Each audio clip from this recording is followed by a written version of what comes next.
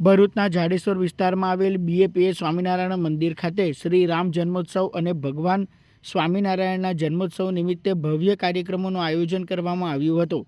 આ પ્રસંગે મોટી સંખ્યામાં ભક્તોએ ઉપસ્થિત રહી ભક્તિભાવ સાથે ઉજવણીમાં ભાગ લીધો હતો।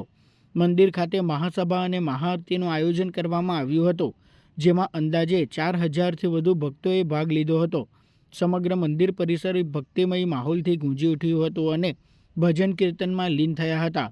આ વર્ષે મંદિરની સ્થાપનાને 25 વર્ષ પૂર્ણ થવા પર રજત જયંતિ વર્ષ તરીકે ઉજવણી કરવામાં આવી રહી છે। આ નિમિત્તે સમગ્ર વર્ષ દરમિયાન 25 વિવિધ ધાર્મિક અને સામાજિક કાર્યક્રમો યોજાઈ રહ્યા છે, જેમાં ભક્તોમાં ખાસ ઉત્સાહ જોવા મળી રહ્યો છે। ઉજવણીના ભાગરૂપે ભવ્ય આતશબાજી પણ કરવામાં આવી હતી, જેને નિહાળવા મોટી સંખ્યામાં લોકો ઉમટ્યા હતા। રોશની અને ધ્વનિના આ અદ્ભુત દર્શનોએ સમગ્ર વાતાવરણને ઉત્સવમય બનાવ્યું હતું। હજારોની સંખ્યામાં ભક્તો ભક્તિમાં લીન થઈ આ પવિત્ર પ્રસંગને યાદગાર બનાવ્યો હતો। આ મંદિર કે જેની અંદર નીલકંઠવાણી મહારાજ બિરાજમાન છે અને લોકોના સંકલ્પો, શુભ સંકલ્પો પૂરા કરે છે।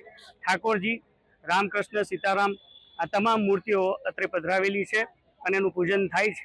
આ મંદિરને આ વર્ષે 25 વર્ષ પૂર્ણ થાય છે, એટલે કે મંદિરનો રજત જયંતિ વર્ષનો ઉત્સવ આખા વર્ષ દરમિયાન ઉજવવાનો છે। એ નિમિત્તે જુદા જુદા 25 કરતાં પણ વિવિધ મોટા પ્રોજેક્ટો એનું આયોજન કરેલું છે। એમાંનું આ એક આયોજન કે જે પૂર્વે શિવરાત્રિના દિવસે આવી મહાઆરતીનું આયોજન થયું અને એમાં ઘણા બધા મુમુક્ષુઓએ ભાગ લીધો। આજે પણ રામનવમી અને ભગવાન શ્રી સ્વામિનારાયણના જન્મદિન નિમિત્તે મહાઆરતીનું આયોજન થયું।